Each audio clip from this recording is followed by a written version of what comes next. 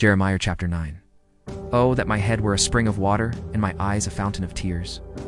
I would weep day and night for the slain of my people, that I had in the desert a lodging place for travelers, so that I might leave my people and go away from them, for they are all adulterers, a crowd of unfaithful people. They make ready their tongue like a bow to shoot lies.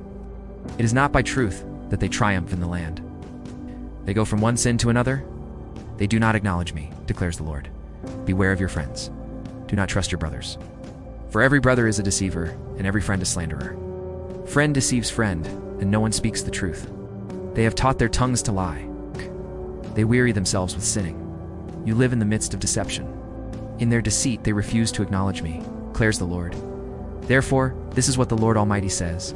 See, I will refine and test them, for what else can I do because of the sin of my people? Their tongue is a deadly arrow, it speaks with deceit. With his mouth each speaks cordially to his neighbor, but in his heart he sets a trap for him. Should I not punish them for this, declares the Lord?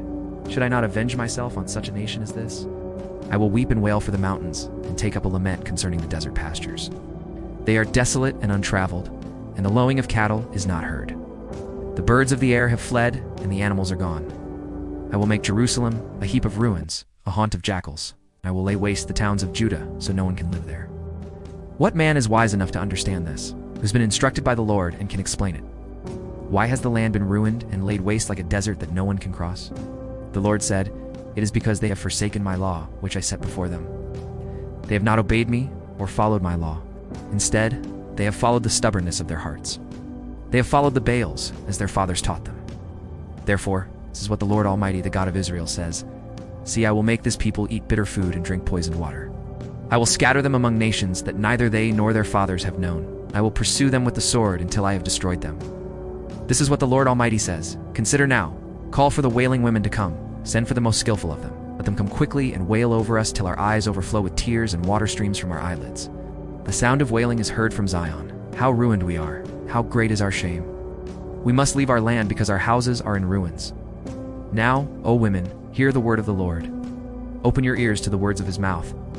Teach your daughters how to wail. Teach one another a lament. Death has climbed in through our windows and has entered our fortresses, has cut off the children from the streets and the young men from the public squares. Say, this is what the Lord declares. The dead bodies of men will lie like refuse on the open field, like cut grain behind the reaper with no one to gather them. This is what the Lord says. Let not the wise man boast of his wisdom, or the strong man boast of his strength, or the rich man boast of his riches. Dad! Let him who boasts boast about this, that he understands and knows me, that I am the Lord who exercises kindness, justice, and righteousness on earth.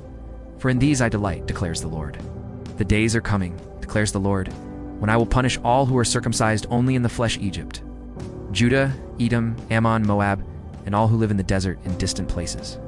For all these nations are really uncircumcised, and even the whole house of Israel is uncircumcised in heart.